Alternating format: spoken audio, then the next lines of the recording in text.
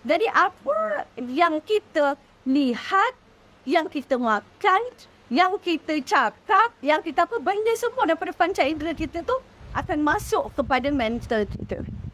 Sebab itu kalau kita tengok orang dulu mentalnya sangat kuat. Yang dia baca Al-Quran, dia baca kitab, dia baca autobiografi orang-orang hebat. Sekarang kita tengok apa yang kita masuk pada otak kita. Kau tengok Facebook satu hari 12 jam. Yang masuk kat dalam kepala otak tu, segala gosip, segala fashion, segala masuk lah.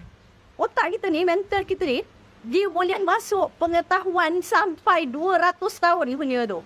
Tapi, macam mana tak penuh, korang masuk ke sedari-dari benda-benda tu. Jadi kan kita nak sihat mental kita, masukkan benda-benda alam yang sihat.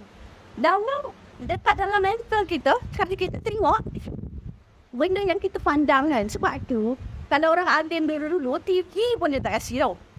Sebab kau melihat benda, entah apa-apa cerita drama, bunuh kan. Mata tu melihat, masuk kat mental. Benda dengar dengan gosip, kau geng-geng dengan geng-geng kedai kopi, cerita pasal ni, pasal tu semua tu. Everything akan masuk betul dalam mental kita. Kan? Jadi apabila banyaknya clutters dekat dalam mental, macam mana nak sihat?